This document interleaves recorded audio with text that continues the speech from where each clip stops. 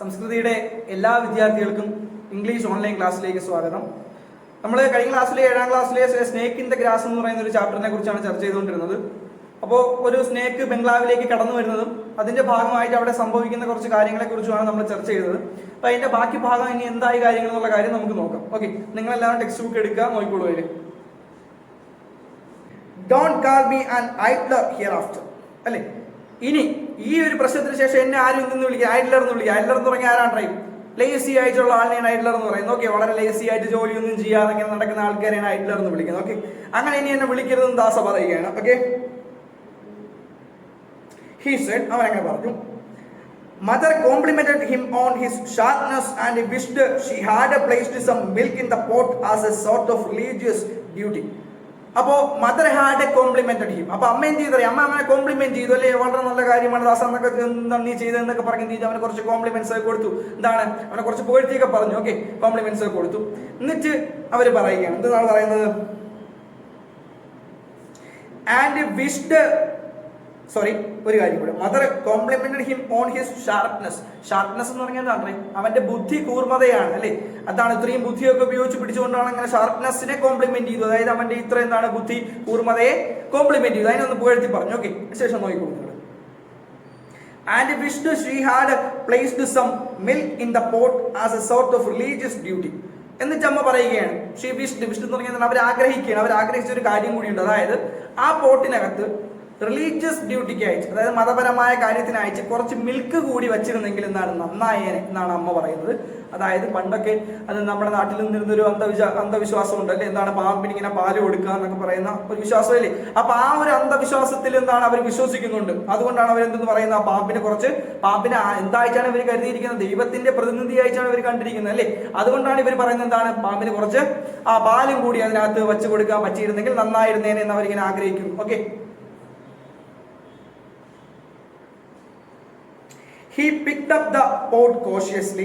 എന്നിട്ട് എന്ത് ചെയ്തു? വളരെ ശ്രദ്ധാപൂർവ്വം. കോഷ്യസ്ലി എന്ന് പറഞ്ഞാൽ ശ്രദ്ധിച്ചു, വളരെ ശ്രദ്ധാപൂർവ്വം അയാൾ എന്ത് ചെയ്തു? ആ പോട്ട് ഇങ്ങനെ പിക്ക് ചെയ്തെടുത്തു, ഇങ്ങനെ കയ്യിൽ ഇങ്ങനെ എടുത്തു. Okay, and walked off saying that he would leave the pot and its contents with the snake charmer living nearby. എന്നിട്ട് ആ പോട്ട് എടുത്ത് ഇങ്ങനെ ദാസൻ നടക്കുമ്പോൾ അയാൾ കുറച്ച് കാര്യങ്ങൾ പറയുന്നുണ്ട്. അതെന്താണ്? ഞാൻ ഈ പോട്ടിന് എന്ത് ചെയ്യാം, നമ്മുടെ വീടിനടുത്ത് താമസിക്കുന്ന സ്നേക്ക് ചാമറിന്റെ അടുത്ത് എന്ത് ചെയ്യാം, ഈ പോട്ടും അതിനകത്തുള്ള കണ്ടന്റ് എന്ന് പറഞ്ഞാൽ ഉള്ളടക്കം, അതിന്റെ ഉള്ളിലുള്ള ജീവി എന്താണ്? പാമ്പ് അല്ലേ. അപ്പൊ ആ പോട്ടിനെയും പാമ്പിനെയും കൂടി ഞാൻ എന്ത് ചെയ്യാം, നമ്മുടെ വീടിനകത്ത് താമസിക്കുന്ന സ്നേക്ക് ചാമറിന്റെ അടുത്ത് കൊണ്ടുപോയി വിട്ടിട്ട് വരാം എന്നുള്ള കാര്യം പറയിട്ട് അയാൾ ഇങ്ങനെ നടക്കുകയാണ്. ഓക്കെ, ദാസൻ നടക്കുകയാണ്. He became the hero of the day. അപ്പൊ അന്നത്തെ ദിവസത്തെ ഹീറോ ആരായിരുന്നു? നായകൻ ആരായിരുന്നു? നമ്മുടെ ദാസയായിരുന്നു. ദാസയാണ് അന്നത്തെ ദിവസത്തെ ഹീറോ എന്ന് പറയുന്നത്. Okay, they watched him in great admiration and decided to reward him adequately. അപ്പോ they watched him in great admiration, വളരെയധികം എന്താണ്, ആരാധനയോടുകൂടി. അഡ്മയർ ചെയ്യുക എന്ന് പറഞ്ഞാൽ ആരാധിക്കുക, അഡ്മിറേഷൻ എന്ന് പറഞ്ഞാൽ ആരാധന. അപ്പൊ വളരെയധികം ആരാധനയോടുകൂടി അവരെല്ലാവരും ആരെ നോക്കി? ദാസയെ നോക്കി. And decided to reward him adequately. Adequately എന്ന് പറഞ്ഞാൽ എന്താണ്? അഡിക്വേറ്റ്ലി എന്ന് പറഞ്ഞാൽ ആവശ്യാനുസരണം അല്ലെ. എന്താണ്, അവൻ ചെയ്ത പ്രവർത്തിക്ക് ആവശ്യാനുസരണമുള്ള പ്രതിഫലം എന്ത് ചെയ്യാൻ തീരുമാനിച്ചു? കൊടുക്കാനായിട്ടും തീരുമാനിച്ചു. ഓക്കെ, അടുത്ത പാരാഗ്രാഫ് നോക്കിക്കോളാം നിങ്ങൾ.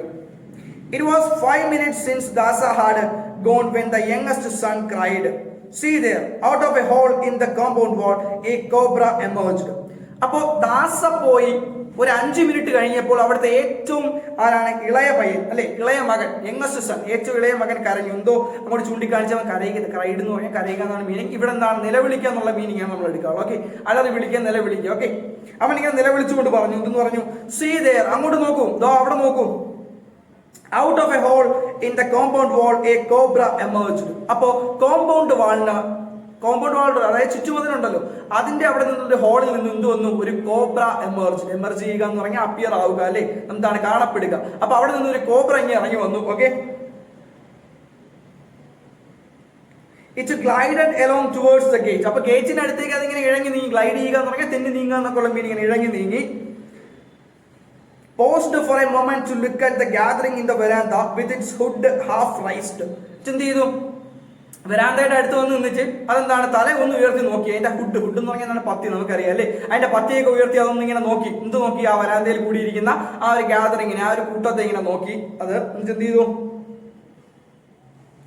And it disappeared along A train. എന്ത് ചെയ്തു, അത് എന്ത് ചെയ്തു, ഒരു ട്രെയിനിന്റെ അടുത്തേക്ക്, ഒരു ചാലിലേക്ക്, ഒരു ചാലിലേക്ക് എന്ത് ചെയ്തു, അതിങ്ങനെ ഇഴങ്ങി നീങ്ങി, അതുവഴി എന്ത് ചെയ്തു, അതങ്ങ് ഡിസപ്പിയർ, അതങ്ങ് കാണാതായത്, എവിടേക്ക് ഇഴങ്ങി അങ്ങ് പോയി. ഓക്കെ.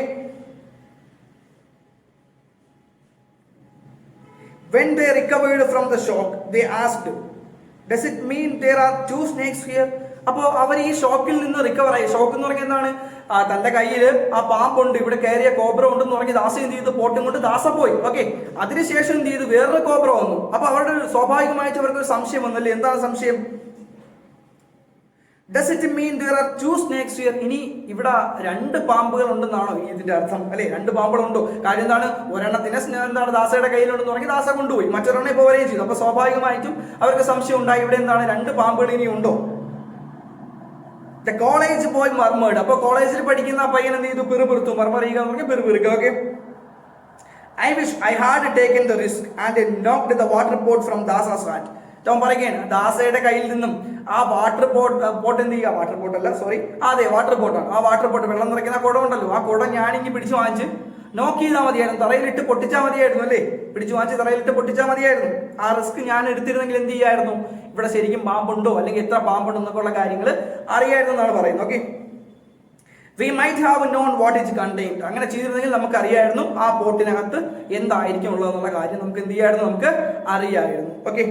അപ്പൊ ഇത്രയാണ് നമ്മുടെ ഈ കഥയിലുള്ള കാര്യങ്ങൾ. ഈ കഥയിൽ പ്രധാനമായിട്ടും പറയുന്നത് എന്താണെന്ന് പറയാം, അന്ധവിശ്വാസത്തെ കുറിച്ച്. എന്താണ്, നമ്മുടെ RK നാരായണൻ എഴുതിയ എന്തോ ഒരു സറ്റയറാണ് ഇത്. ഓക്കെ.